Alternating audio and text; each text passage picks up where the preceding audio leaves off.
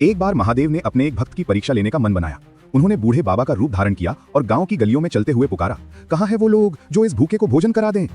तभी रास्ते में उनका सामना हुआ सच्चे शिव भक्त मंजुनाथ से। मंजुनाथ ने तुरंत कहा, बाबा कृपया मेरे घर आइए, मैं आपको भोजन कराऊंगा। भोलेनाथ मुस्कुराए और बोले, बेटा अतिथि बनकर भोजन करना इतना आसान नहीं है, मेरे भी कुछ नियम हैं। मंजुनाथ ने विनम्रता से कहा, बाबा हमारे यहाँ तो यही पद्धति है कि स्नान करके ही भोजन किया जाता है। भोलेनाथ बोले, स्नान मेरे नियम में नहीं है और मुझे बहुत तेज भूख लगी है, मैं स्नान नहीं कर सकता। मंजुनाथ ने उनकी बात मान ली और उन्हें घर के अंदर ले गए।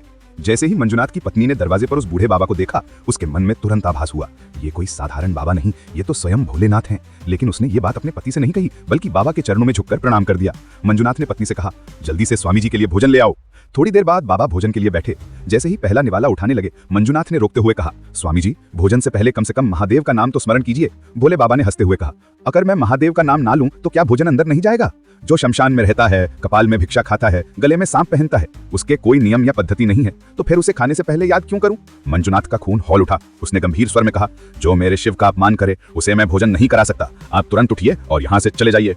उधर भोलेनाथ बार बार विनती करने लगे, मुझे बहुत भूख लगी है, मुझे भोजन करने दीजिए। दोस्तों आगे क्या हुआ ये जानने के लिए कमेंट में लिखें पार्ट 2 और जेड वॉइस को सब्सक्राइब फॉलो जरूर करें। साथ ही कमेंट में जय महादेव लिखना ना भूलें।